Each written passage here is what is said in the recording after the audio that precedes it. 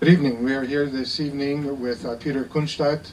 He's a very successful Ottawa businessman, and he has written a book talking about his journey from Czechoslovakia to Canada. Peter, welcome. Thank you very much, and welcome to our store. We are very happy to see you here, and I'm looking forward to talking with you. You grew up in communist Czechoslovakia. What was that like? Can you tell us, did your family endure any hardships? Well, the answer is definitely yes, and it was a very interesting metamorphosis. We have suffered, our family has suffered from Nazi oppression. My father, my mother, and myself are Holocaust survivors, and interestingly, it was the Soviet army who liberated those concentration camps that we were in. And so it was a natural thing that our parents were enthusiastic supporters of the communist system, and they thought that that was finally a just system and a system that will be equal to everybody, etc., etc. Very quickly did they learn that the German oppressors were simply replaced by the Russian oppressors. You were in Romania when the USSR and their Warsaw Pact allies went into Czechoslovakia. What were your first thoughts?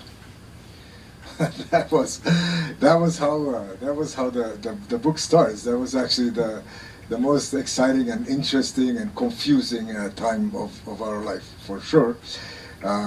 We were camping in Romania in Mamaia, and one morning we woke up and there was a big commotion on the beach, and all the Westerners were packing their cars and moving away and then doing all these things. And well, sooner or later we realized that there was an invasion of the Soviet army with their ally. So you decided that you would escape through Yugoslavia. Well, it was basically, yes, it was not as simple as that. We first of all have decided that we will go towards the west, try to get to Yugoslavia, and if we make it, then yes, because Yugoslavia was the gateway to the west. So the first country to accept you was Germany, ironically. And you mentioned in your book that you had no intention of staying there. But what were your plans? I had a history of, like I have family in the United States. I visited my uncle and my cousins and my aunt in Colorado Springs. I was fresh back from North America. To me, the North America was the neighborhood or the environment that I was familiar with, and I would be very happy to live there. And Canada was very definitely, in terms of reputation, in terms of what we knew about Canada, was a very, very great choice of a country to go to. So you came to Canada in 1968, I believe, and you landed in Montreal. What were your first impressions? Oh, you know, that the day, that was 6th of October 1968, it probably qualifies for the best day of my life, even today. It was just absolutely incredible.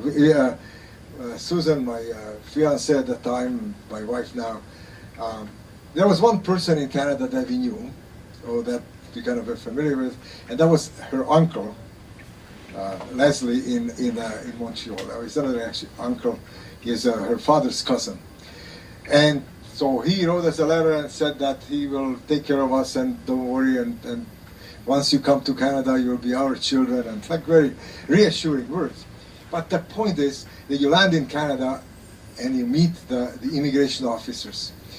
They go, "Welcome to Canada. Do you have anywhere to stay?" And we go, "Yeah, we do." We saw Uncle Leslie through the glass window. So we said, "Yeah, we have."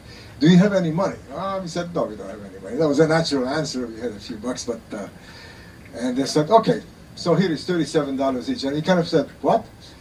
We were given money with no receipt, it was just it's very hard to describe, but it was such a generous gesture, and we felt so welcome in this country. Later on, you made another significant change, and obviously we are here in your successful business establishment, and you changed from manufacturing to the retail business. How did that come about?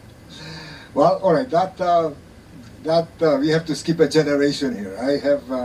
I'm an engineer. I made a career with atomic energy. This commercial products division of atomic energy got privatized by Brian Mulroney back in those days, which was a good thing. And so it became a private company, Nordion International. It was MDS Nordion, etc. It's called Nordion now. And that's where I had my career. While we were doing that, my sons were growing up, and they were interested in the sports. Well, we are all athletes, we are all ski racers and tennis players, and we do all these things. And so we started doing things in my basement, stringing tennis rackets, tuning skis for people, etc., etc. And we developed a little business in our basement. And is this how the book became called The Promised Land? Well, I'm referring to Canada as the Promised Land. I think my message, when I said Promised Land, it's more the country of Canada than anything else. And I say to very many of my friends who are born in Canada, I stress to them how great of a country they live in.